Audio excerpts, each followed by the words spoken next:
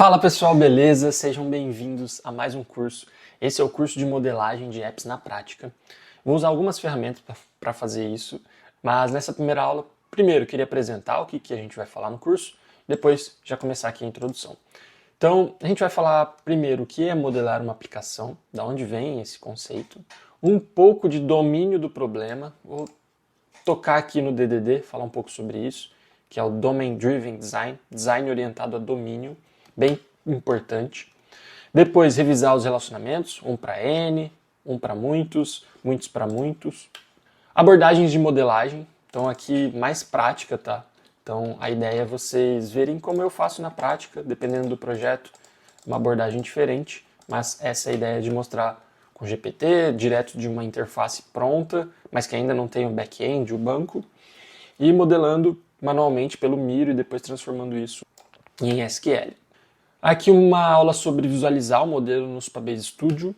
Depois, as três formas normais. A gente vai passar um pouco sobre isso. Vou trazer aqui mais metáforas, vai ficar claro para vocês. Não vai ser tanto texto como parece. Modelagem avançada. Então, a diferença ali do SQL estruturado para o NoSQL, né? Então, mesmo em um banco Postgres, a gente consegue ter dados não estruturados, tá bom?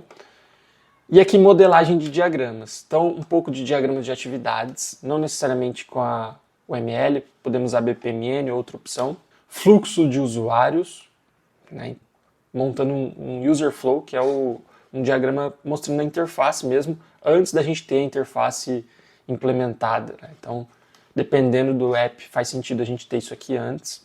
Às vezes não, às vezes faz sentido a gente ir lá para o Lovable direto, por exemplo, e já criar a interface. Modelando o fluxo, diagrama de sequência.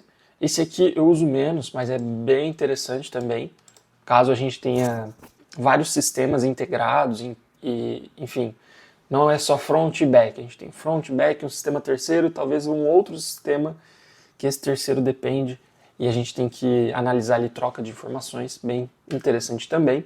Modelagem de papéis, e aqui o diagrama de casos de uso da UML. Isso aqui faz mais sentido para quando a gente quer ter vários papéis numa aplicação e a gente precisa saber, por exemplo, daqui, pô, isso aqui é um fluxo, mas de qual usuário? Pô, a gente vai criar um monte de telas dessas, uma para cada tipo de usuário, tipo o administrador, o cliente, o editor, sabe aqueles papéis que tem nas aplicações? Não vamos criar muito disso, porque e se eu precisar editar, né? Putz, então qual que é o lugar para fazer isso? É aqui, no caso de uso. Então você coloca uma bolinha, que a bolinha significa muita coisa, mas aqui você consegue ver qual usuário que pode fazer isso. Tá?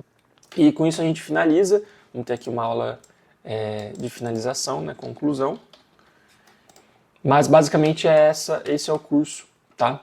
De arquitetura de software, DDD, na prática, então também podemos chamar aqui de modelagem de apps. E vamos começar aqui com o que é modelar uma aplicação.